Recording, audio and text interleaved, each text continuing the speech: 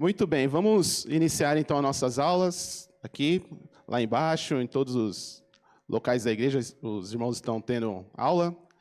E aqui nós iremos ficar com a aula sobre os reis. Estamos já aprendendo isso aqui há um tempo. E nós vamos continuar aqui com o rei Davi.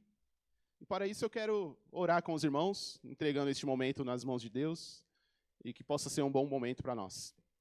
Senhor, nós queremos agradecer a Ti pela manhã que Tu nos destes, pela noite de sono também, ó Deus, que o Senhor deu a nós. Hoje nós estamos aqui, vivos, com saúde, e a Tua mão e a Tua presença nos conduz a este local, Pai, este ambiente, ao qual é propício para aprendermos de Ti, ó Pai. Nos ensine a Tua palavra, fala aos nossos corações, transmita o Teu recado a nós, ó Deus, que possamos estar com a mente, com o coração, com os nossos pés ligeiros para seguir o Seu caminho, a respeito de tudo que o Senhor tem a nos falar aqui nessa manhã.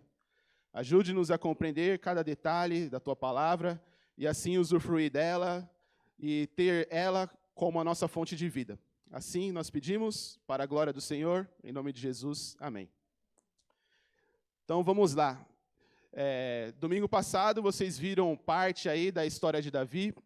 Na verdade, a segunda parte ali que fala a respeito desde quando ele foi ungido, ali garoto, em sua casa. E, por fim, vocês viram como que foi a vida de Davi após este acontecimento. E o que vocês percebem é que não foi nada fácil a vida de Davi. Os problemas que ele teve após ser ungido ali por Samuel, vocês percebem que, a partir daquele momento, a vida dele mudou de várias formas. Alguns lados bons e outros lados ruins, vocês percebem na narrativa esse acontecimento. E aqui, então, nós vamos já falar a respeito do reinado, do início do reinado de Davi. E os primeiros momentos do reinado, nós iremos dar início a isso e depois vamos prosseguir até os últimos dias de Davi. Então, a nossa proposta seria isso. Nós vamos ver a elevação de Davi como rei. Logo em seguida, vocês vão perceber que há uma queda, né, na vida de Davi, na história de Davi. Depois, seguida de um arrependimento. E, por fim, os últimos dias, e ele dando o cetro ali para o próximo rei, que é o seu filho. Isso, assim, conclui a história de Davi dentro da narrativa bíblica. Apesar que ainda Davi ele tem muitos escritos, os Salmos, e muitas outras pessoas comentam sobre Davi em toda a parte da Bíblia, principalmente ali no Novo Testamento, você vai ver comentários sobre a vida de Davi. Mas a história de Davi ela se baseia nesses momentos, elevação, queda, arrependimento e últimos dias. Então, para isso eu quero apenas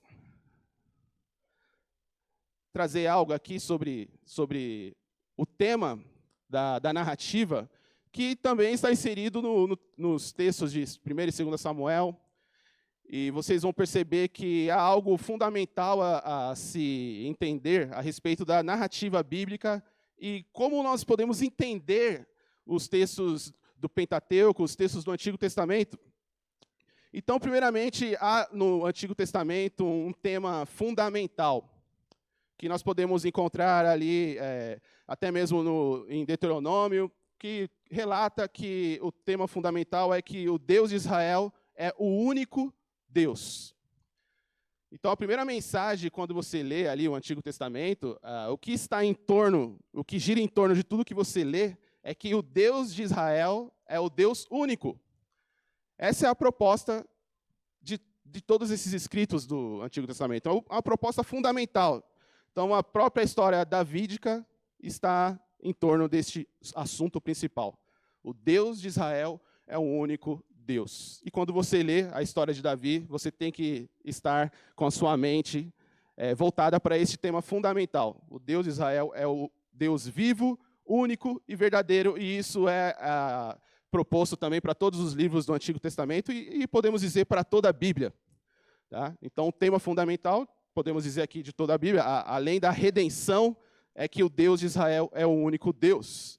E aí nós temos um tema estrutural do livro, que aí é mais direcionado à vida de Davi, que Davi é um agente de Deus para Israel. Assim como houve outros antes dele, agentes de Deus que levam a causa de Deus e que Deus coloca nele a missão de levar a causa de Deus, Davi também é uma dessas pessoas que é colocado ali na Bíblia para levar a causa de Deus como um agente de Deus, como um emissário de Deus. E podemos dizer um representante de Deus, naquele contexto ao qual ele está. Então, esse é um tema estrutural do livro, que Davi é um agente de Israel. E você não pode ler o livro de Samuel, 1º e 2º Samuel, Crônicas e Reis, sem tirar esse tema da sua mente, que Davi representa ali um homem de Deus que leva a causa de Deus. E também nós podemos observar que há um imperativo. Então, se você quer ler corretamente o Antigo Testamento, você tem que se atentar a um imperativo. E esse imperativo é que os que se assemelham a Davi, eles também vão amar a Deus como Davi e vão amar a Deus com todas as suas forças, com todo o seu entendimento e com toda a sua alma. E esse é o imperativo que paira toda a Bíblia. Tá? O imperativo é que você, ao observar tudo isso, que Deus é o único Deus, que há um mensageiro de Deus, aquele que carrega a palavra de Deus, a mensagem de Deus, você também deve se identificar com essa pessoa. E perceber que há um chamado para cada um, que é amar a Deus de todo o seu coração, de toda a sua força e com todo o seu entendimento.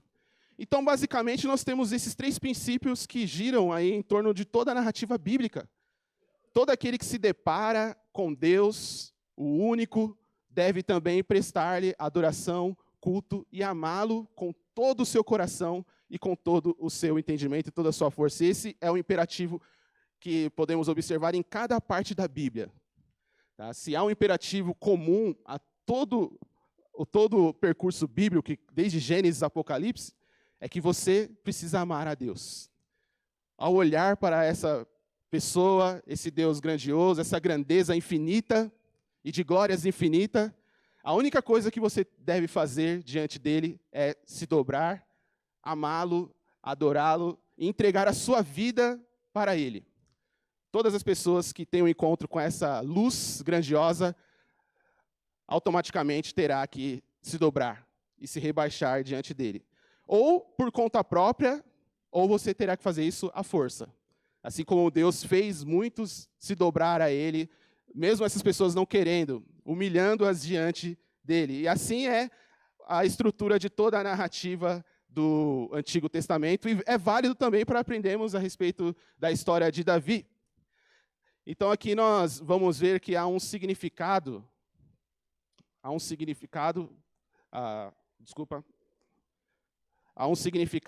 do reino davídico. Quando Davi ele é chamado por Deus, quando Davi é colocado ali para ser um agente de Deus, ele também precisa cumprir com os propósitos de Deus na vida dele, de amar a Deus, de entregar toda a sua vida a Deus e de ser alguém que leva a palavra de Deus como um pastor, como um rei, como alguém que foi chamado por Deus a agir no ambiente ao qual ele foi colocado. Então nós iremos perceber que a vida de Davi, ela se contrasta aqui com a vida de Saul. Porque Davi, ele se torna alguém que ama a Deus, Davi, ele se torna alguém que obedece a Deus, apesar de ter algumas falhas, mas isso não derruba tudo aquilo que ele fez perante Deus. Tá? Além disso, ele se arrepende diante de Deus. Então há um contraste aqui muito claro a respeito de Davi e de Saul.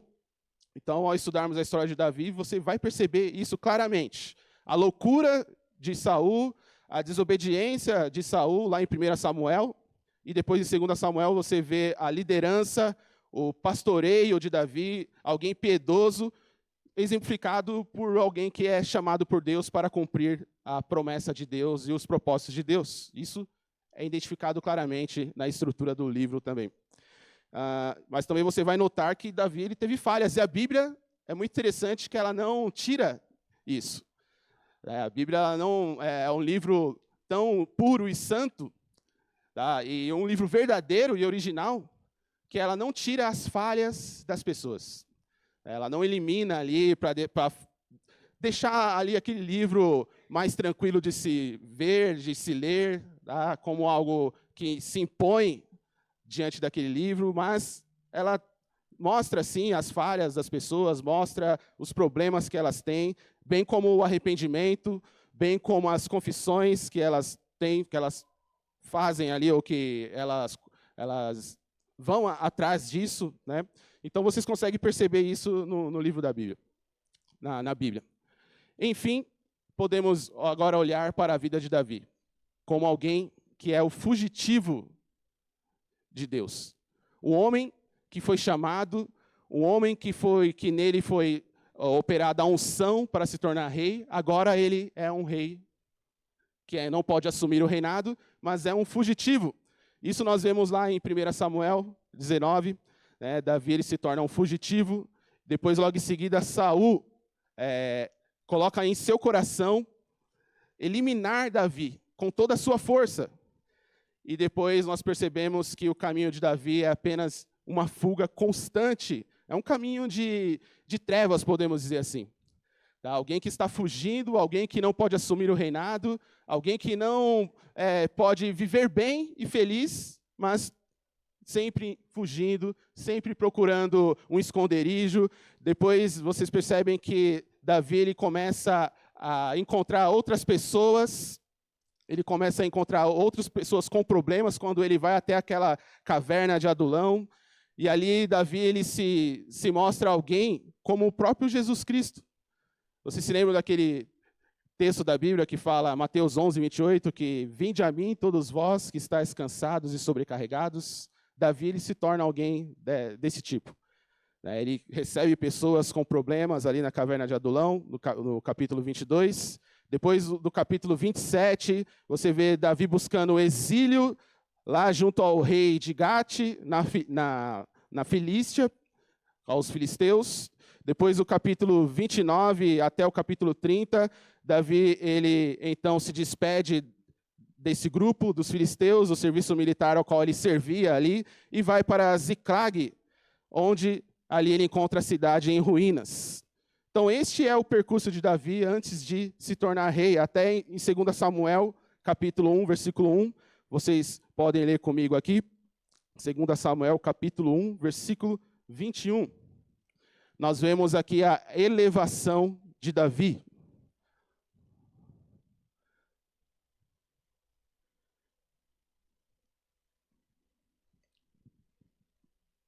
O texto diz: depois da morte de Saul, Davi retornou de sua vitória sobre os amalequitas. Faziam 2 dias que ele estava em Ziclag. O versículo 2 continua: quando no 3º dia chegou um homem que vinha do acampamento de Saul, com as roupas rasgadas e terra na cabeça. Ao aproximar-se de Davi, prostrou-se com o rosto em terra, em sinal de respeito. Então, o que essa narrativa aqui, o que esses versos vão começar a falar a nós? Que antes de Davi se tornar rei, antes dele ser ungido rei, algo acontece aqui. Ele derrama suas lágrimas perante a morte de Jonatas e Saul, o seu pai. Então, toda essa narrativa aqui do capítulo 1 vai mostrar essa ideia. Davi, ele se torna alguém que derrama suas lágrimas para aquela pessoa que estava procurando matá-lo. E nós observamos algo aqui sobre Davi. Tá? Algo que demonstra a sua bondade, algo que demonstra a sua sensibilidade para com as pessoas. E eu acho que nós podemos até aplicar isso aos nossos corações. Olhando para essa atitude de Davi, e olhando para muitas das nossas atitudes, como nós agimos diante de pessoas que nos tratam mal, como nós agimos diante das pessoas que fazem mal à nossa reputação, à nossa família. Então aqui nós vemos o modelo de alguém que diante de tudo aquilo que ele passou, diante de tudo aquilo que ele vivenciou, ainda assim ele derrama lágrimas para alguém que era o seu inimigo, para alguém que estava perseguindo, para alguém que desejava matá-lo. Eu acho que aqui nós vemos a santidade de Davi.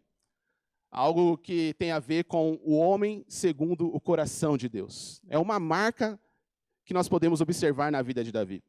Pois eu acredito que por muito pouco nós faríamos o pior para as pessoas. Nós não derramaríamos lágrimas, até mesmo para pessoas da nossa própria família, que muitas vezes ferem a nossa vida, ou ferem a nossa índole, ou mancham a nossa imagem. Então nós observamos algo interessante na vida de Saul. Alguém que derrama lágrimas para o seu inimigo. E nós nos lembramos de que Jesus ensina a respeito dos inimigos, que ele fala que se o seu inimigo tiver fome, dá-lhe de comer, e se ele tiver sede, dá-lhe de beber. O que isso significa na prática? Significa que se você tem um inimigo, se você tem alguém que faz o mal, ainda assim, o que é mais importante é que Deus seja honrado, é que Deus seja santificado, é que Deus seja glorificado. Então, a preocupação com você mesmo aqui, ela é superada por algo maior, que revela, de fato, a santidade de Deus, a glória de Deus.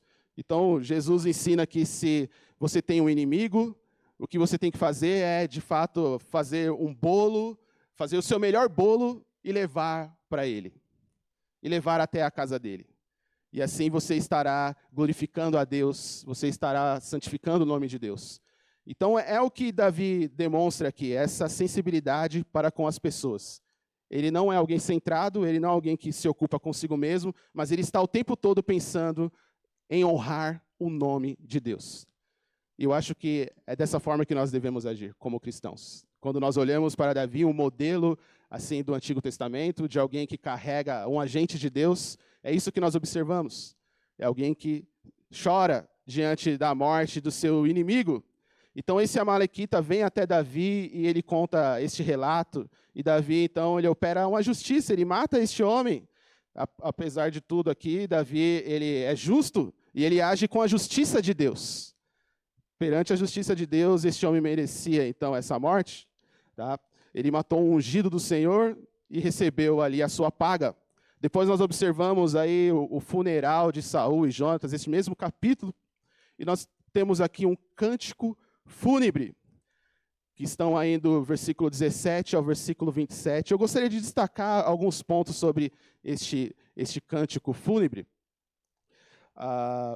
Então, nesse cântico fúnebre, aí, pelo menos os versículos de 24 a 27, especialmente o versículo 23, eu quero dar uma ênfase nele, pois ele diz assim: Saul e Jonatas, muito amados, nem na vida nem na morte foram separados.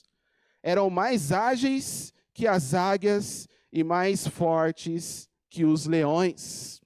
Agora percebam que, além dele chorar, além dele perceber a importância desses homens, ainda ele escreve um poema enaltecendo essas pessoas. O que vocês estão observando aqui nessa hora?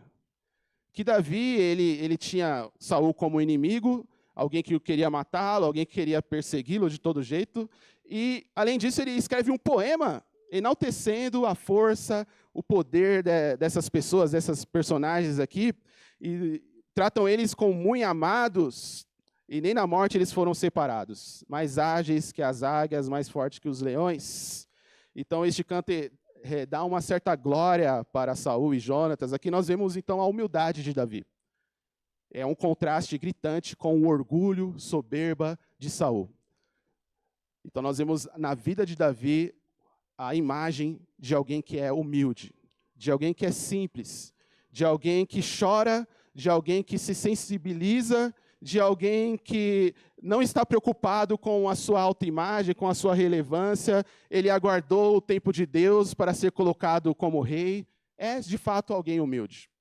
E não tem como nós não nos lembrarmos de Cristo Jesus, que mesmo sendo Deus, não usurpou em seu coração ser Deus, mas tomou a forma de servo. Essa é a personagem, ou a personalidade, um modelo para todos nós crentes. De alguém que não se eleva, mas se dobra diante das pessoas, diante das circunstâncias, diante da vida, dos momentos ao qual passa. Irmãos, e isso é uma mensagem para todos nós. Porque no fundo, todos nós somos orgulhosos. No fundo, a questão não é se você tem um orgulho ou não. É como ele manifesta-se na sua vida. Você não tem que pensar, olha, eu não sou orgulhoso. O que você tem que pensar é como que o orgulho irá se manifestar em cada momento em que eu vivo. E você vai ver que, sim, em alguma hora o seu orgulho irá se manifestar ali naquela situação. Ou você vai querer se colocar acima de alguém, ou você vai querer se defender em excesso, diminuindo as pessoas. Em algum momento o orgulho virá, e é uma mensagem para nós. Nós mesmos salvos por Jesus, mesmo crentes, seguidores de Jesus, ainda há um orgulho em nosso coração que precisa ser diminuído, que precisa ser tirado, extraviado do nosso ser. E Davi é um modelo para nós nesse sentido. Alguém humilde, alguém que chora, alguém que escreve um poema para o seu inimigo, exaltando essa pessoa, colocando ela em evidência. Quantos de nós queremos nos colocar em evidência e diminuir as pessoas? Eles são mais ligeiros e mais fortes, colocando a força, colocando nessa pessoa que de fato era um inimigo, todo este poder. E depois, após nós vermos aqui essa narrativa, pastor, por favor.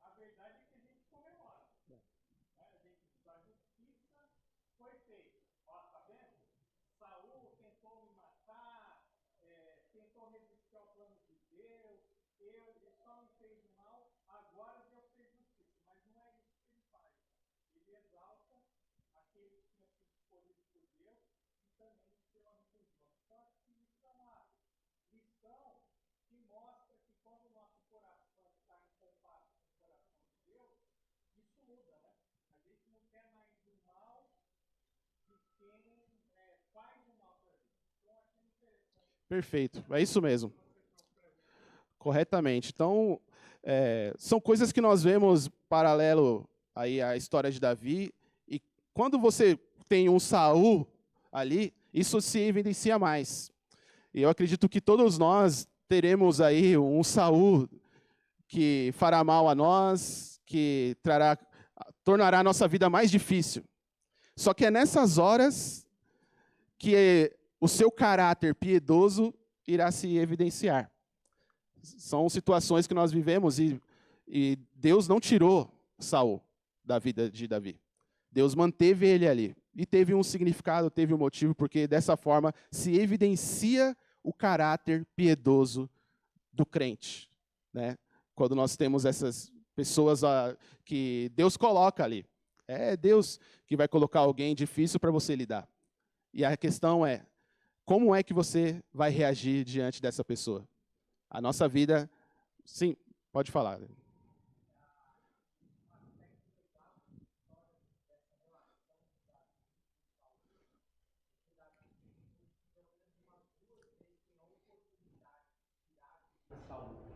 E ele fala assim, não, esse é o ungido do Senhor. Então ele reconhece que foi Deus quem o colocou lá e ele não poderia sair pelas mãos dele. Então o respeito e o temor de Davi em relação àquilo que Deus havia feito na vida de Saul, mesmo talvez não entendendo toda aquela perseguição que estava deixando ele quase pirado por anos, né? E ele ainda mesmo lá no final, Saul tira a sua própria vida e Davi então diz, não, vamos chorar por Saul, porque ele era o rei, então todo mundo chora. O cara volta, um dos caras vai, olha Senhor, fui eu que tirei a vida de Saul. Você tirou a vida de Saul, então você vai morrer então. E ele mata o cara, né? Então ninguém poderia tocar no ungido do Senhor, e essa visão que Davi tinha a respeito de Saul é algo maravilhoso. Então acho que vai muito ao encontro disso que você está trazendo sobre essa questão do orgulho e do reconhecimento de Davi em relação a quem era Saul perante todo o reino e quem era Saul para Davi. Ok, Robson, perfeito comentário. E aí nós, continuando a história de Davi, tem a parte agora onde ocorre de fato o triunfo em Hebrom.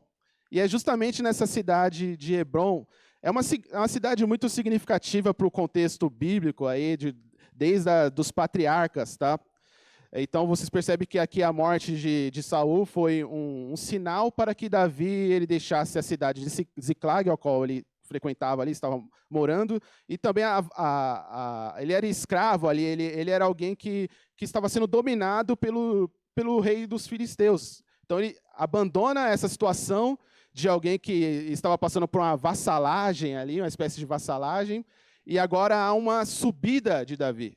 Então, da situação de escravo, ali sendo oprimido, tendo que trabalhar para o rei filisteu, agora parece que Deus está mudando a sorte de Davi, levando ele para Hebrom. E a cidade de Hebrom, ela, como eu já disse, ela já possuía uma rica história aí no contexto bíblico. E esse nome vem da palavra hebraica para amigo, uma descrição do patriarca Abraão. Se vocês voltarem um pouco lá os textos mais para trás, vocês irão ver que ele foi considerado o amigo de Deus. E foi em Hebrom que Abraão recebeu os 3 visitantes angelicais e onde ele comprou a caverna de Macpela como lugar da sepultura para Sara. E após isso, Josué, após tomar posse da terra prometida, Hebrom foi dada a Calebe, tornando-se uma cidade levítica e uma das 6 cidades de refúgio. Vocês se lembram qual era a herança dos levitas? Eles receberam cidade, o que o texto bíblico fala sobre qual era a herança dos levitas? Né? Era o Senhor, né? Deus era a herança deles. É interessante que os levitas eles não receberam nada assim em questão financeira, podemos dizer, né, material, mas Deus o tempo todo falava que a herança deles era o próprio Senhor. É muito interessante ver essa história e, sem dúvidas, podemos dizer que a escolha aqui de Davi por Hebrom associa à tradição patriarcal. Tá? Então, são todos esses relatos a respeito de Hebrom que nós encontramos na Bíblia, mas há algo muito importante a respeito de Davi, que nós podemos aprender aqui também. Davi é alguém que consulta ao Senhor. E você vai ver isso no versículo 1 e versículo 2. Acompanhe comigo. No versículo 1 e 2 de 2 Samuel diz: Passando algum tempo, Davi perguntou ao Senhor: Devo ir para uma das cidades de Judá? O Senhor respondeu que sim. E Davi perguntou: para qual delas? Para Hebrom, respondeu o Senhor. Olha que interessante a vida de Davi. Então, a humildade de Davi, lá atrás, representa algo importante aqui e mostra quem é Davi. Porque vocês sabem, né, irmãos, a oração é para pessoas humildes, é para pessoas que não têm capacidade, é para isso que serve a oração. Pessoas orgulhosas não vão orar. Essa é a verdade. Pessoas que se baseiam na sua capacidade de realizar as coisas, dificilmente irá orar a Deus, dificilmente irá procurar a Deus para entender as respostas da vida. Então, a humildade de Davi representa também a sua santidade, que eleva ele a Deus o tempo todo, buscando ao Senhor em oração. E vocês se lembram que Jesus Cristo, ele também orava.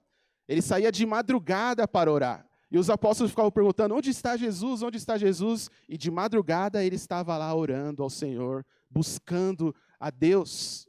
E é o modelo daqueles que buscam a Deus. Até mesmo de madrugada, né? Alguns pensam, mas que tempo eu vou orar? E que horário eu vou orar? Eu não tenho tempo para orar. E aqui nós vemos que Jesus nos ensina que as madrugadas também podem ser úteis para orarmos, para levarmos as nossas questões diante de Deus. E Jesus, o homem perfeito, ele ia orar, nos deixando exemplo aqui para a oração. E Davi, ele pergunta ao Senhor o que fazer, como decidir, como conduzir a sua vida, já que agora as coisas estão se abrindo, o caminho está sendo aberto para ele se tornar rei. Tá? Então, Davi é alguém que consulta ao Senhor, ele não é alguém que toma a decisão por força própria, por cunho próprio, mas ele permite que Deus o conduza ao trono. Ele poderia muito bem dizer, agora que Saul morreu, agora chegou a minha hora, agora eu vou tomar a posse do trono, agora eu vou me tornar rei e vou ser honrado pelos homens e vou ser colocado em um trono ao qual todos irão me servir. Mas Davi, humildemente, ele pergunta ao Senhor se já chegou a hora dele. E o que ele deve fazer antes de iniciar o seu reinado. Davi, ele coloca diante de Deus. E esse é um passo crucial para Davi. Ele pergunta ao Senhor o que ele deveria fazer. Ele não tem em mente a glória do trono, ele não tem em mente ser alguém que vai ser ali conduzido como um rei, em um carro muito bonito, com glórias e gritos e urros de rei e tal, mas Davi não, ele se coloca diante de Deus. Veja isso como algo constante na vida de Davi, porque não é só neste momento que ele pergunta ao Senhor, não é só neste momento que ele ora diante do Senhor, mas isso é um hábito na vida de Davi. O capítulo 23 de 1 Samuel, vocês vão ver que Davi ele ora e pergunta ao Senhor. Depois você vai ver isso no capítulo 4, versículo 19. 1 Samuel 30, versículo 8, também Davi ele ora ao Senhor. E no capítulo 5 de 2 Samuel, versículos 19 e 20, vocês vão ver isso na vida de Davi. Porque diz aqui, Davi perguntou ao Senhor, devo atacar os filisteus? Tu os entregarás nas minhas mãos? Então, percebam que a oração, colocar-se diante do Senhor, perguntar ao Senhor o que ele deve fazer, não foi algo esporádico na vida de Davi.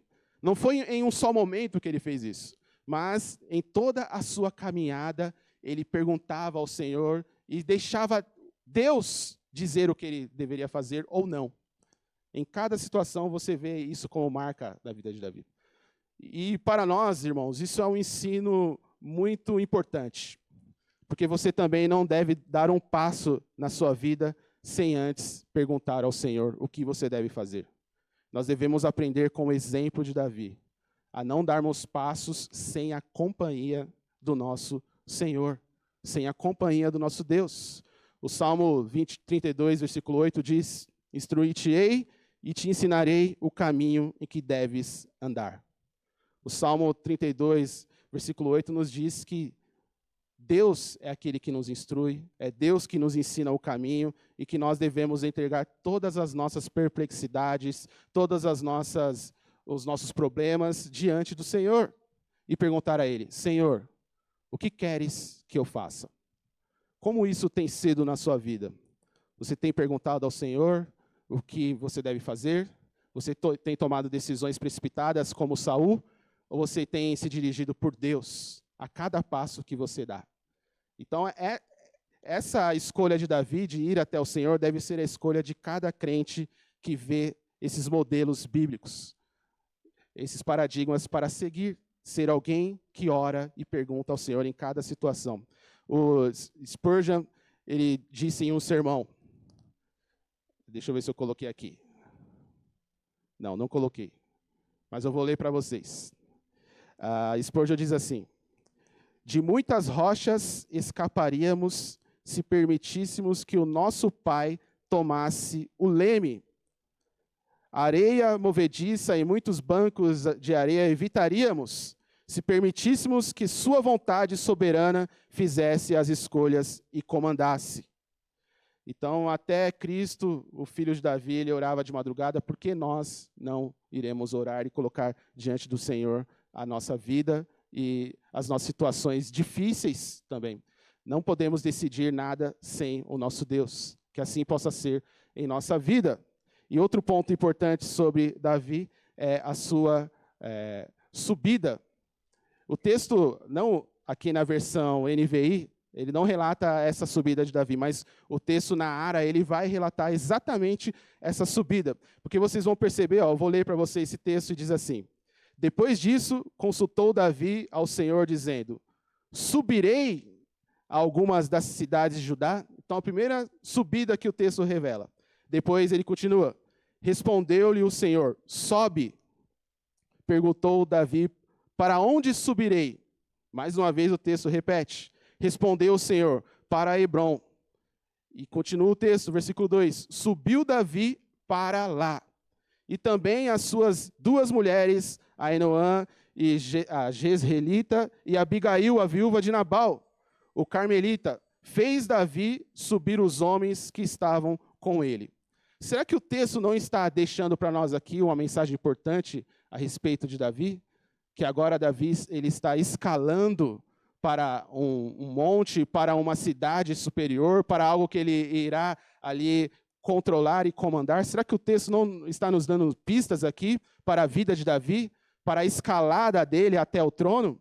É, de fato, algo que o texto nos deixa aqui claramente, né? Os versos 1 e 4 nos mostram que aqui Hebrom, ele representa a subida de Davi.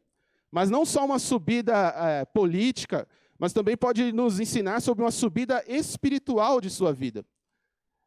Vocês percebem que logo assim que Davi ele recebe a ordem de Deus para seguir a Hebrom, a vida dele começa a subir. Começa a ter uma escalada. E eu posso dizer a vocês que a nossa vida, nós como servos do Senhor, a partir do momento que nós temos este Deus, a partir do momento que nós encontramos esse Senhor absoluto na nossa vida, a nossa vida vai ser uma constante escalada até a glória eterna nos céus. Então, essa mensagem da subida de Davi, da escalada de Davi, é uma mensagem que serve para cada um de nós. Porque quando encontramos com este rei, quando encontramos com essa pessoa absoluta, a nossa vida é uma constante subida para a glória, para a eternidade. Cada cristão, ele está numa escala constante para o céu. Até o momento ao qual, de fato, Cristo virá buscar a igreja e nós estaremos lá com ele. Nessa escalada, chegará um momento onde Cristo virá até nós. Diz Paulo em Filipenses 1,6 que aquele que começou a boa obra, a nossa vida, é fiel para cumprir até o dia de Cristo Jesus. É uma escalada até o cumprimento. Vamos dar um momento, um tempo, logo em seguida nós retornaremos. Sim. Saul. Que no mesmo texto vocês observam aí que fala sobre a sepultura de Saul. Enquanto Davi está numa escalada, Saul ele está descendo aí a sepultura. Os versículos vão relatar isso daí, que a situação de Saul ela é inversa à situação de Davi. Enquanto um está se elevando, o outro está ali indo para a sepultura, mostrando o significado da vida de Davi. Aqueles que se assemelham a Davi, eles estão subindo, eles estão escalando aí em relação à sua fé, em relação à vida espiritual. Nós podemos encontrar isso claramente na vida de Davi, em contrapartida com a vida de Saul, que é alguém que peca, não se arrepende, e a vida dele é uma queda livre. Tá? Então, nós não podemos concluir qual é o final eterno de Saul, mas nós podemos seguir a vida de Davi, seguir a escalada de Davi, e não se preocupar com, mas Saul ele foi ou não para a glória, ou ele não está ou não na vida eterna, gozando ali da vida eterna. Mas quando nós pensamos assim, nós avaliamos por baixo. Tá? Nós devemos mirar sempre aquele que está numa crescente. Assim deve ser em nossas vidas.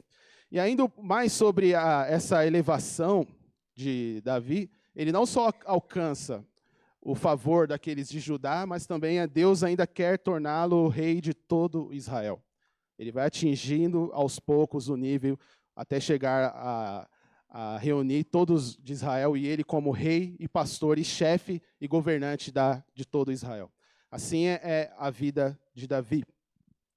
Então, antes de assumir o reinado de todo Israel, Davi passa por vários conflitos, várias guerras, vários problemas. Vocês estão percebendo que o problema na vida de um servo de Deus é algo que está ali constantemente?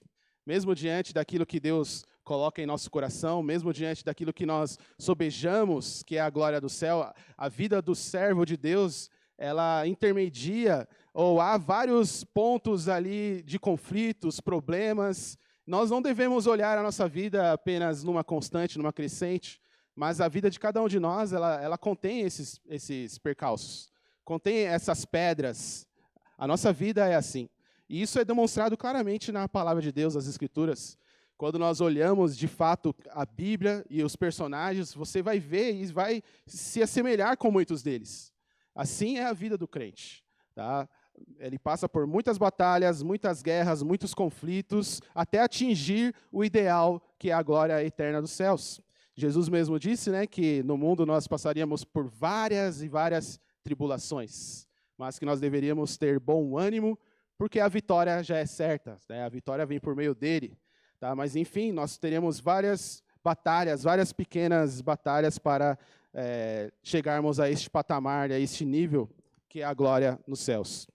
Então, no capítulo 4, aí, versículo de 5 a 7, nós lemos assim: Jonatas, filho de Saul, tinha um filho aleijado dos pés, e tinha 5 anos de idade quando chegou a notícia de Jezreel de que Saul e Jonatas havia morrido. Sua ama o apanhou e fugiu, mas na pressa ela o deixou cair e ficou manco. Seu nome era Mefibosete. E aconteceu então que Recabe e Baná, filhos de Rimon de Berote, foram à casa de Isbosete na casa de Isbosete, na hora mais quente do dia, na hora do seu descanso, no meio-dia. Esse relato aqui é um parênteses que é aberto aqui. Quem se lembra aqui da história de Mefibosete? Quem se lembra aqui? Mefibosete era um filho aleijado de Jonatas. E você se lembra o que depois Davi ele fez? Ele honrou, né? Ele honrou alguém que era aleijado, alguém que estava necessitado, alguém que no começo ali da vida sofreu um abalo, né? Ficou aleijado, enfim. E o que vocês percebem a respeito de Davi em relação a isso? Aliança com Jonatas, mas ainda mais algo espiritual. Será que há algo aí? A bondade de Davi, a graça, misericórdia. Agora, se você for colocar aqui, quem nós somos? Se você for comparar a nossa vida, né? Quem nós somos? Aquele que está abençoando ou aquele que recebe essa graça, essa misericórdia? Se nós formos olhar a nossa vida, nós nos encaixamos mais com Mefibosete, não é verdade? A graça de Deus nos alcançou, nós não poderíamos dar um passo até Ele, né? Mas Cristo Jesus veio até nós com graça, com misericórdia, nos favoreceu. E você sabe que Mefibosete ele foi convidado a fazer parte do reino de Davi, e foi tratado como filho. Ora, isso claramente podemos nos ver nessa situação. Porque nós estávamos nessa situação de Mefibosete, a graça de Deus veio até nós, ofereceu o favor de Deus, nos convida a fazer parte da família, e nós somos tratados como os filhos, comendo à mesa do rei. Então, é uma mensagem significativa aqui, é uma palavra significativa. Quando nós lemos aqui, nós podemos nos encaixar e nos ver nessa situação de pessoas aleijadas espiritualmente, mas, pela graça de Deus, fomos alcançados e colocados à mesa do Rei, à mesa do nosso próprio Senhor Jesus Cristo, e podemos gozar de todas as bonanças, de todas as maravilhas que ali está. Então, aqui, antes de entrarmos na história realmente de Davi como rei de todo Israel, há um parênteses aqui que relata este ponto, esse aspecto significativo para nós, de um profundo aprendizado. Tá? E nos capítulos 5 e diante, até o capítulo 6, mostra que após ser ungido rei, Davi rapidamente estabeleceu Jerusalém como a capital de todo Israel, ou seja, a cidade central de tudo isso. Ele estabelece Jerusalém como a sede. Então, o que vocês percebem a respeito de Davi? Ele não só quer apenas ser um governante, alguém político, mas ele também quer estabelecer uma ordem espiritual ali no seu reino.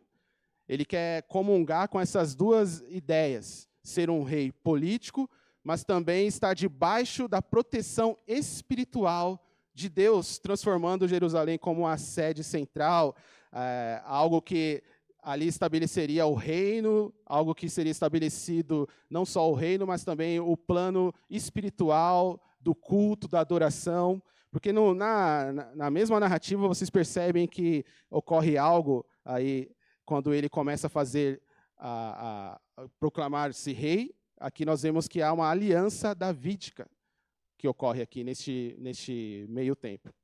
Então aqui podemos ver um ponto que Davi estabelece, algo que Saul não se preocupou tanto, em fazer uma aliança, em ter um compromisso com Deus, algo que Saul não era tão sensível a essas coisas, às instituições religiosas de Israel, ao santuário, ao sacerdócio, mas Davi ele está preocupado com a adoração. Não só a questão política, mas com a adoração ao Deus de Israel. Ele entendeu essa importância, ele viu que era importante fazer isso, perpetuar e promover a adoração a Deus ali e todo Israel fazer com que adore a Deus também. Então, tudo isso vocês percebem na vida de Davi. Alguém que busca colocar Deus no centro. Alguém que busca estabelecer o reino de Deus político, mas a adoração ao Deus de Israel. E eu fico pensando em nós, como isso funciona na nossa vida. Você tem o seu lar, você tem a sua casa, você tem a sua família, você tem o seu trabalho. O que passa pela sua cabeça em primeiro lugar? As partes políticas, as partes terrenas ou as partes espirituais? O que você projeta na sua família? O que você projeta na sua vida? Você projeta estabelecer o trono de Deus? Você projeta estabelecer o culto a Deus no seu lar, na sua casa, na sua família? Ou você tem pensado mais nas coisas materiais e nas coisas políticas? Então há algo a se aprender de Davi aqui. Como ele conduz a sua vida. Ele quer que Deus seja o centro, ele quer que Deus seja adorado, ele não quer que a família dele esteja envolvida nisso, mas todos aqueles que estão ao seu redor, ele deseja que adore a Deus também. Então vocês percebem algo muito importante na vida de Davi, é de colocar Deus em primeiro lugar, e colocar a adoração a Deus e promovê-la. E a Arca da Aliança demonstra isso, a presença de Deus. O capítulo 6, o versículo 1 e o 2, relata a respeito disso. Diz assim: de novo, Davi reuniu os melhores guerreiros de Israel, 30.000 ao todo. E ele e todos os que acompanhavam partiram para Balá, em Judá, para buscar a Arca de Deus, a arca sobre a qual é invocado o nome do Senhor dos Exércitos, que tem o seu trono entre os querubins acima dele. Puseram a arca de Deus num carroção novo e a levaram da casa de Abinadab na colina. Tá? E aqui tem um relato de Uzá e o Aiô, filhos de Abinadab, conduziram ao carroção. Este relato aqui vocês já ouviram falar, já aprenderam sobre ele, que é onde Uzá ele tenta colocar ali, proteger a arca, e ele é fulminado nessa situação. Mas o ponto central aqui, que eu gostaria de trazer a vocês, é a ideia de Davi de trazer a arca, de fazer Israel o centro de adoração, de colocar Deus como o principal ali para toda a nação, colocar o Senhor no centro da vida de Israel. Então, esses pontos aqui sobre Davi é o que nós devemos considerar e trazer para a nossa vida. Eu gostaria de falar a vocês que Davi é um homem segundo o coração de Deus, porque ele coloca Deus em primeiro lugar, coloca a adoração a Deus em primeiro lugar. E dessa forma nós devemos agir também, colocando sempre Deus na nossa vida e sempre Deus em todas as situações ao qual nós vivemos. E aí nós temos nos capítulos seguintes, capítulo 7 e até o 8, onde ocorre aí a aliança davídica. E eu gostaria de relatar alguns pontos sobre essa aliança. Vocês podem observar aí no 2 Samuel, de 7 em diante. Nós vemos que o Senhor concede uma aliança incondicional a Davi. E eu gostaria só de pontuar alguns aspectos dessa aliança. Primeiro ponto, a promessa de Davi. Ou seja, o Senhor, ele declara que o reino de Davi prosperará e o seu nome será conhecido pelo mundo todo. Isso está no capítulo 7, versículos 8 a 11. O Senhor irá prosperar a Davi e o seu nome será conhecido pelo mundo todo. Um outro aspecto dessa promessa tem a ver com o descendente de Davi, está nos versículos 12 em diante, 12 a 15, que o ponto central disso é que o Senhor promete abençoar Salomão, mesmo após a morte de Davi. E o terceiro aspecto dessa aliança tem a ver com os descendentes de Davi, dos versículos 16 em diante. O Senhor promete que a dinastia de Davi jamais terá fim. Então, muitos teólogos assim vão dizer a respeito de Davi, a respeito dessa a aliança, que nós vemos aí dos capítulos 13 até capítulos 6, 7 e 8 em diante, eles vão dizer que Davi se utilizou dos três principais ofícios, de rei, sacerdote e profeta. Muitos vão dizer que as profecias dos Salmos têm a ver com muitas profecias messiânicas. De fato, vocês vão observar que falam muito do Messias, falam muito da vinda de Cristo. E Davi, como sacerdote, ele operou como sacerdote ali, apresentando sacrifícios a Deus. E como rei, você percebe que essa tríade, rei, sacerdote, profeta, está claramente na vida de Davi. Isso representando alguém muito maior do que Davi, alguém muito mais poderoso do que Davi. Porque mesmo Davi tendo a possibilidade de realizar esses três ofícios, ainda assim ele não era perfeito. Ele não era o Salvador. Ele não era o Messias vindouro, o Cristo ungido, porque ele era falho. Porque as suas falhas foram reveladas nos seus pecados de adultério, desobediência a respeito ao censo e outras coisas a mais, e não educar os filhos corretamente. Então, não é Davi o Salvador, não é Davi o Messias, não é Davi o verdadeiro libertador de Israel. Então, tudo isso nos aponta para alguém muito superior que Davi. E era dessa forma que as pessoas deveriam enxergar a vida de Davi. Não olhando ele como um Salvador, como Redentor, mas alguém que daria as pistas necessárias para as pessoas enxergassem alguém superior a Davi, que viria no momento certo.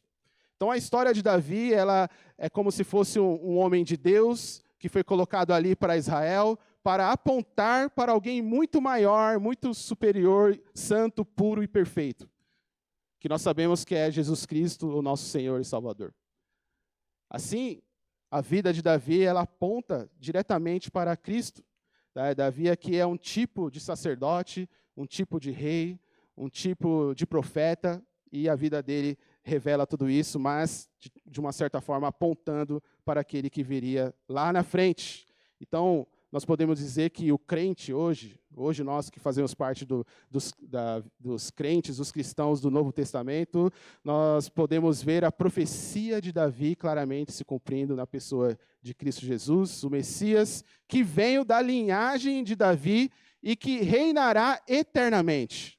Vocês se lembram da última promessa? É que o reino de Davi não terá fim. A dinastia davídica não terá fim. E claramente isso está apontando para Cristo. Está apontando para o Messias ungido e Senhor dos senhores. O perfeito, não é? Então, quando a gente percebe isso, nós podemos ler as narrativas do Antigo Testamento e vendo nelas as pistas que nos falam a respeito de Jesus. O Salmo 110, Davi, ele escreve ali, falando alguns pontos desse Salmo. Eu gostaria até de ler a vocês. o Salmo 110.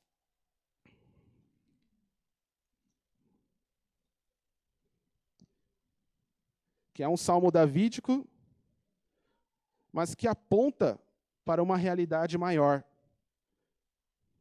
O Salmo 110 diz: o Senhor disse ao meu Senhor, senta-te à minha direita, até que eu faça dos teus inimigos um estrado para os teus pés.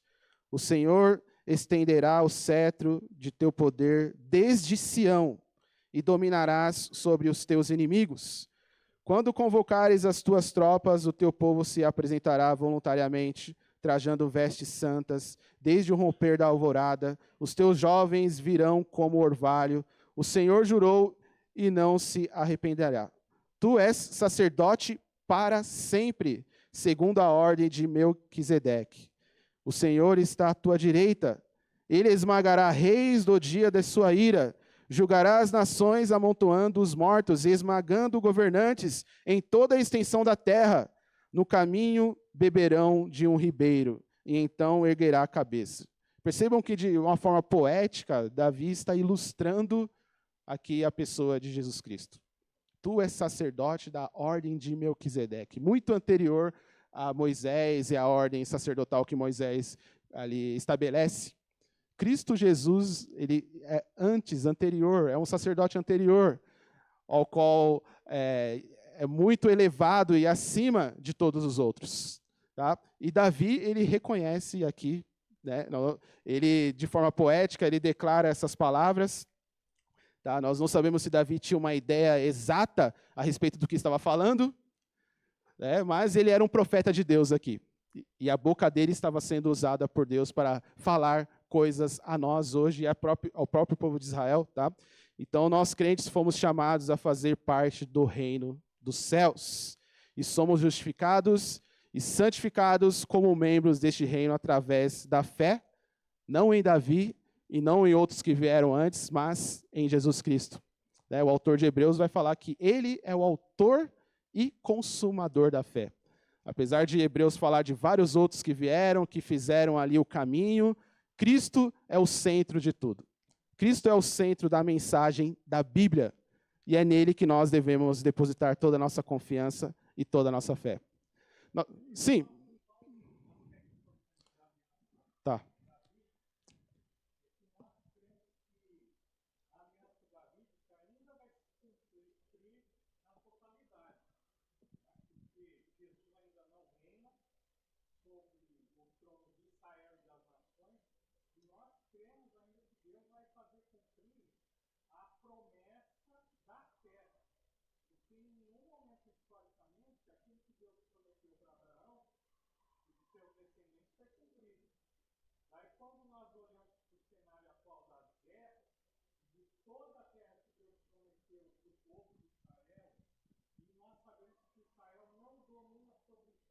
Que Deus prometeu, nós ainda aguardamos o cumprimento dessa promessa no reino de Cristo.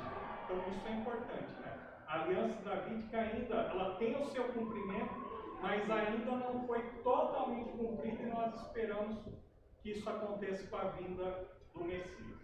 Certo. Ok. É que eu já dei um passo lá à frente, o pastor explicou o percurso aí. Perfeito, tá?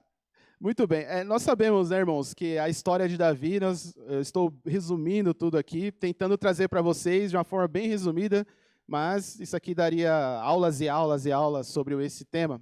Então, espero que os irmãos estejam captando pelo menos alguns pontos aqui que eu estou trazendo. E um dos pontos a respeito da história de Davi tem a ver com a sua queda.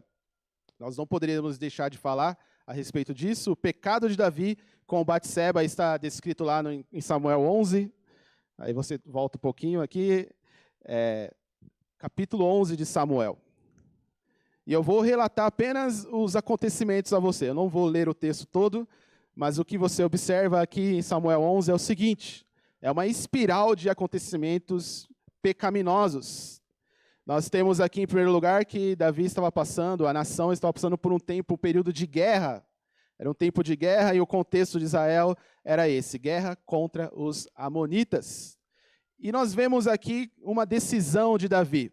Davi ele decide permanecer enquanto o povo estava em guerra. A nação estava em batalha, os seus generais estavam ali à frente, e Davi decide, então, permanecer em seu palácio, enquanto todo mundo está batalhando, todo mundo está guerreando, Davi está ali tranquilamente em seu palácio. Depois disso, ao estar tranquilo em seu palácio, ao estar gozando ali de toda a beleza, a estrutura do seu palácio, da sua casa, Davi, ele então se depara com uma mulher muito bonita, muito charmosa, muito sensual, e ela é sua vizinha, e ela está ali tomando banho, tá? E quando ele se depara com isso, nós vemos aqui uma provação, uma situação tentadora, que todos nós iremos passar, certo? Provações e situações tentadoras, todos aqui irão lidar. Os homens aqui, quando vão para a praia, quando vão para os clubes, eles irão lidar com várias situações tentadoras. Assim como Davi, ele lidou com isso. As mulheres também, tá? Mas aí nós temos aqui uma reação a isso, que é uma reação negativa. Davi, ele escolhe não desviar os seus olhos daquela situação tentadora. E ele continua observando, ele continua olhando, e aí começa a vir os desejos do seu coração. Até que, enfim, chega a queda. Davi, ele decide não só olhar, não só gozar daquele prazer de ver uma mulher bonita, uma mulher sensual, mas ele deseja tê-la para si. Que é onde acontece aqui a queda de Davi, mais precisamente. Ele decide trazer Batseba para si, apesar dela ser casada. Então, este aqui é o ponto até chegar o ato pecaminoso. Então, Davi, ele comete o adultério com Batseba. Eu acredito que esses pontos aqui revelam muito sobre o princípio da queda, ou como o pecado chega até nós, e como nós lidamos com o pecado. Todos aqui vão ter que passar por situações e provações. Só que ser provado não é pecado. Tá? A questão é você ser seduzido pela tentação, ser atraído por ela e obedecer os desejos e obedecer os impulsos dessa tentação. Ir atrás dela. Porque Davi poderia muito bem ter aqui desviado seus olhos, ter seguido a sua vida, ter escolhido não cair na tentação. Este é o ponto sobre as provações. É como você reage a elas. E Davi reagiu negativamente. Ele cedeu aos desejos, cedeu aos prazeres, à concupiscência e à provação. E aqui nós vemos o problema de Davi, que não era um problema para Jesus Cristo. Porque vocês se lembram que quando Jesus estava no deserto, ele foi tentado em todas as situações humanas. Por 40 dias e 40 noites ele foi tentado, ele foi provado, ele recebeu todos os tipos de provações e todos os tipos de tentações ali, mas ele não cedeu a nenhuma delas. Ele guardou a palavra no coração para não pecar contra Deus. Então, enfim, nós temos aqui um contraste agora entre Davi e Jesus Cristo, que é o rei perfeito, é o rei ideal, diferentemente de Davi. Agora nós temos, aqui eu gostaria de trazer a vocês, pelo menos uma palavra de Deus sobre a questão do adultério. Tá? O adultério é um tema muito importante na Bíblia, vocês vão observar isso. O próprio mandamento, lá em Êxodo 20:14, diz, não adulterarás. Tá? Não adulterarás. Então, diversas passagens bíblicas, elas reforçam essa questão, a gravidade do adultério e da imoralidade sexual. Tá? Em Provérbios 6:32 diz que, mas o homem que comete adultério não tem juízo, todo aquele que assim procede a si mesmo se destrói. Gálatas 5:19-21 diz, ora, as obras da carne são manifestas, imoralidade sexual, impureza e libertinagem. Aqueles que praticam essas coisas não herdarão o reino de Deus. 1 Coríntios 6:18 vai nos dizer, fujam da imoralidade sexual. Todos os outros pecados que alguém comete fora do corpo os comete, mas quem peca sexualmente peca contra o seu próprio corpo. Vários textos sinalizando aqui o problema do adultério. Vários textos mencionando, inclusive um dos mandamentos, falando não adulterarás. Será que este é um problema para nós? Será que a Bíblia não está nos dando uma mensagem de alerta de que a humanidade irá sofrer com a questão do adultério? Será que um dos maiores problemas que nós vivenciamos hoje não seria os pecados sexuais, os pecados cometidos contra a carne, né? E, além disso, pecados que destroem? Então, a Bíblia aqui está alertando a nós, dando uma ênfase muito grande nessa questão. Quantos casamentos são destruídos por conta deste pecado? Quantas famílias são destruídas por conta deste pecado? Então, Deus aqui, eu acredito que na Bíblia, Ele está querendo dar um recado à raça humana, de que o adultério é um dos pecados mais praticados, né? E Jesus mesmo, ele fala sobre isso, né? Lá em Mateus 5, 27 e 28. Ele diz, vocês ouviram o que foi dito? Não adulterarás. Mas eu lhes digo, qualquer que olhar para uma mulher para desejá-la, já cometeu adultério com ela no seu coração. Já cometeu adultério com ela no coração. Jesus, então, ele fala que é algo mais profundo. É algo que está dentro do coração. O pecado não é só a prática, não é só aquilo que nós vemos em si, mas aquilo que está dentro do nosso coração. Esses são os pecados que estão ali escondidos, camuflados, inclusive o adultério é um deles. Pecados do coração. Jesus, então, ele destaca este pecado como algo que inicia dentro do coração e que muitas vezes é subestimado. Quantas e quantas coisas no seu coração algo iniciou em seu coração e você não tratou isso. Você subestimou isso. E aí aquilo foi crescendo, se desenvolvendo como uma erva daninha que está ali. Veja que no caso de Davi, ele começa olhando, ele começa observando, até então cometer o ato de dormir com Batseba. Ele convida ela para o seu palácio, mas tudo começa dentro do coração, como diz em Tiago, que as guerras e conflitos que há dentro de vós vêm do vosso coração. Então, irmãos, é algo que nós devemos aqui falar, né? Olhe muito bem para o seu coração, veja de fato o que está acontecendo dentro do seu coração. Avalie o seu coração de acordo com a palavra de Deus, porque ela revela as coisas escondidas dentro do nosso coração.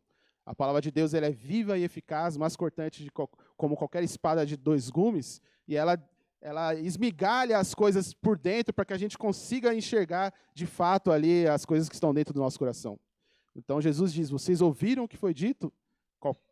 Se preocupe com isso, com o que está no seu coração. Nós temos uma reflexão aqui de Billy Graham, eu quero ler para vocês. Ele diz assim, a Bíblia não ensina que o sexo em si é pecado. Pelo contrário, o sexo foi criado para ser um ato sagrado dentro dos laços do matrimônio. O problema surge quando o homem desvirtua este ato, transformando em algo baixo e sujo. O sexo é bênção de Deus. Deus o criou, Deus deu a nós essa dádiva, essa graça, né? E Matt Kaufman acrescenta que o sexo fora do casamento toma algo criado para ser santo e o profana. Este ato de rebelião contra a ordem divina representa um tipo de ódio pelo Criador, transformando uma bênção em algo adaptado às cobiças humanas. E assim é todos os ídolos que nós temos, né? Nós pegamos as coisas que são boas de Deus e as transformando elas em ídolos. E, inclusive o sexo pode ser algo desse tipo. Uma bênção de Deus, ela é transformada em um ídolo e usada para o mal, desvirtuando assim o princípio criador. Aquilo que Deus criou para ser bom, muitas vezes os seres humanos vão desvirtuando e deixando isso mal e ruim, se tornando pecaminoso. Logo em seguida, nós iremos ver as tentativas de encobrimento de Davi.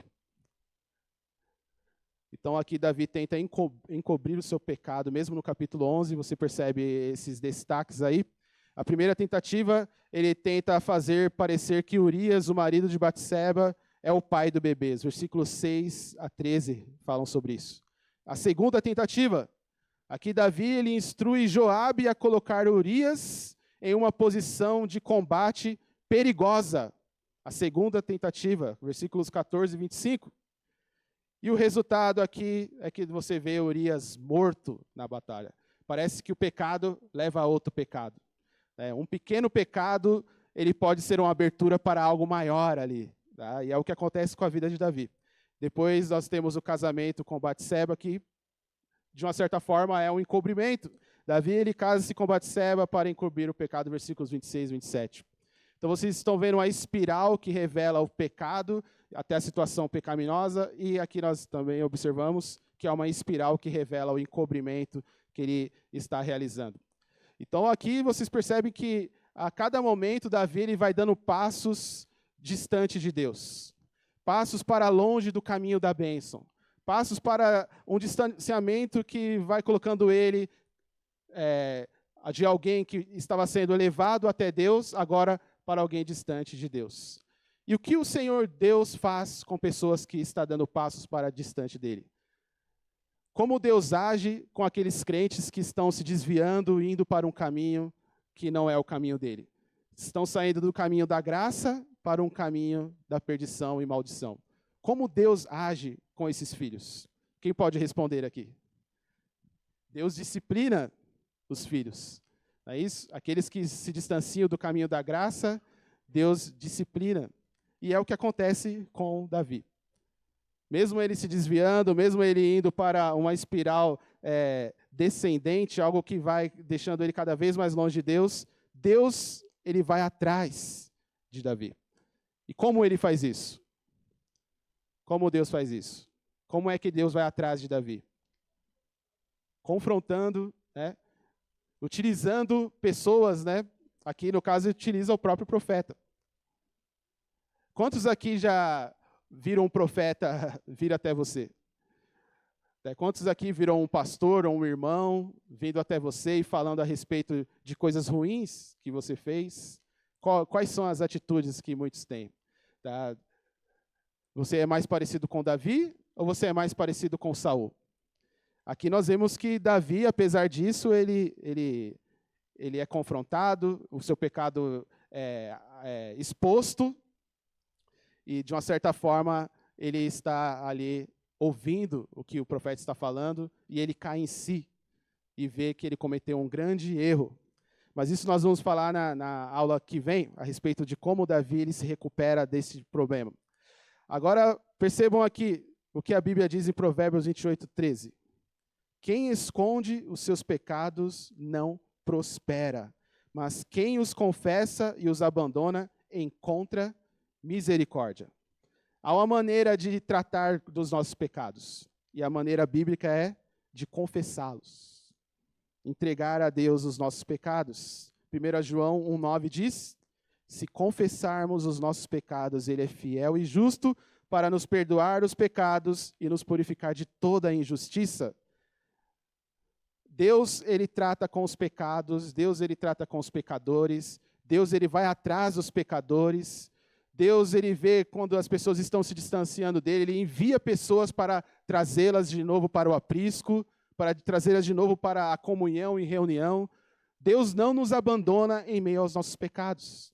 E nós devemos confiar nisso, de que quando nós pecarmos, nós temos um advogado, nós temos um Deus que nos recebe e que nos acolhe em meio aos nossos pecados. Por fim, nós temos as consequências aí dos pecados de Davi. Capítulo 12, de 9 em diante, vai nos falar aí. Que Davi, ele pagou quadruplicamente o que fez com Urias. Primeiro, o filho que nasceu de Batseba morreu. Depois, na história, no relatos históricos, Aminon foi assassinado por ordem de Absalão. Depois nós temos aqui Absalão, que foi assassinado por Joabe, e Adonias foi morto por ordens de Salomão. Então, 4 filhos de Davi foram mortos, porque a espada não se apartou da sua casa. Essas são as consequências de alguém que se desviou dos caminhos de Deus, mas era um homem que deveria ser modelo, era um homem que deveria ser exemplo, e Deus tratou assim, dessa forma, a vida deste homem, deste rei, daquele que tinha um cargo muito grande, e Deus mostrando aqui que isso ficaria como modelo, isso ficaria como exemplo para todos aqueles que olharem a história de Davi, não irem para o caminho que ele foi. Sim. Nós, muitas vezes, queremos que Deus perdoe e tire a consequência, mas a gente não tira, não. A consequência ficou ali. Assim como é natural para todas as pessoas que pecam, né? Provérbios ele vai falar muito disso, né? Sobre as nossas decisões, sobre aquilo que nós buscamos na vida. Nós devemos tomar as melhores decisões, tá? As melhores. Davi não foi neste caminho, tá? E a cada decisão que nós tomamos, sim, haverá uma consequência, tá? As pessoas que beberam muito no passado, se embriagaram, hoje elas sofrem aí com o fígado, com o corpo físico, enfim, né? Cada decisão que nós tomamos haverá uma consequência. E eu quero terminar, né, falando a respeito de um comentário do pastor Hernandes Dias Lopes. Ele diz assim: o que Davi impôs a Urias voltou-se contra ele de forma mais violenta. O pecado não compensa. Oferece um momento de prazer e entrega a uma vida inteira de desgosto. Promete liberdade e escraviza. Promete vida e mata. O pecado sempre vai levar você mais longe do que gostaria de ir. Sempre vai reter você mais tempo do que gostaria de ficar. Sempre vai lhe custar um preço mais caro do que gostaria de pagar. O pecado é uma fraude. Você não pode brincar com o pecado. Você não pode deixar-se seduzir pelo pecado, achando que aquilo vai melhorar a sua vida ou vai te dar algo importante. Tá? Então, não brinque com o pecado. Tá? Não brinque com o pecado. E, por último, gostaria de trazer algumas breves aplicações a vocês. Primeiro, confie sua reputação aos cuidados de Deus. Davi ele coloca a vontade de Deus acima da sua reputação, da sua glória pessoal, acima do seu ego, aguardando Deus o colocar no patamar que Deus quer colocá-lo. Então espere Deus colocar você nos lugares nos lugares que Ele vai colocar você. Não procure você por conta própria subir sem antes esperar a mensagem de Deus, a palavra de Deus na sua vida, tá? Então Davi ele não buscou ali o valor próprio, ele deixou Deus colocar ele no patamar que ele ficou ali, tá? Ou seja, você deve depositar todo o seu valor nas mãos de Deus. Segundo, busque sempre a orientação divina. Tá? Em vez de orientar-se por si mesmo, Davi ele consulta ao Senhor antes de tomar cada decisão da sua vida. Por mais que seja uma decisão minúscula, pequena, mesmo assim você tem que confiar mais em Deus do que em você mesmo. E por último, confie em Cristo diante de seus pecados. O que eu quero dizer com isso? Tá? Você deve cultivar hábitos de confessar os seus pecados, de colocar os seus pecados diante do Senhor. Tá? Confie em Cristo e não confie em si mesmo. Davi ele não confessou o seu pecado porque ele acreditou que pelo fato dele ser rei, pelo fato dele ser alguém importante, não aconteceria nada com ele. Mas isso é uma inverdade, isso é mentira. Você deve cultivar o hábito de confessar os seus pecados, aquilo que está dentro do seu coração, aquilo que está em sua mente, aquilo que você, de repente, viu, tá? E de maneira que você viu, você comete pecado, todos os pecados, né? Pela forma de praticá-los, pela forma de vê-los, pela forma de você pensar neles, já pode ser pecado. Então você deve cultivar hábitos de confessar os seus pecados. Eu acredito que a cada manhã que você acorda, você deve incluir na sua oração a confissão de pecados. Esses dias eu estava orando e eu lembrei que havia alguns pecados que eu não tinha confessado. Só que eram pecados muito antigos, da fase da minha adolescência. E Deus tocou no meu coração de falar sobre eles e confessar, de fato, alguns dos pecados que eu cometi lá no passado. Tá? Coisas que eu falei, desobediências com a minha mãe. Na hora me veem algumas situações assim, né? Coisas que a minha mãe falou e eu não fiz. E eu coloquei diante de Deus ali.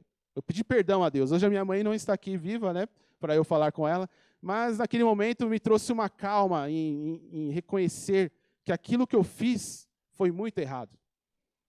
Na escola, em outros lugares, enfim. Tá? Eu acho que Deus ele vai tratando com o seu coração e Ele quer tratar todos os pontos do seu coração. Então, uma coisa que eu diria a vocês é que cultive um hábito de confessar os pecados todos os dias, porque todos os dias nós pecamos. Amém? E que Deus nos ajude a cada vez mais sermos parecidos com o nosso Jesus Cristo. Vamos orar e nós encerraremos o nosso momento. Deus, Tu és o nosso Pai, Tu és o nosso Senhor, Tu és a nossa vida, a nossa luz e nossa salvação. Nos ajude, ó Pai, a cada vez mais a observarmos a Tua palavra e a seguirmos os Seus passos, ó Deus. Nos ajude a compreender o Seu chamado para as nossas vidas. Nos ajude a entender os Seus princípios e que por meio deles possamos ser guiados, ó Deus. Que nessa manhã, aquilo que foi falado possa ter encontrado morada em cada coração e que possamos ser submetidos a uma vida diferente a partir de seus ensinos. Assim eu peço, para a glória do Senhor, em nome de Jesus. Amém.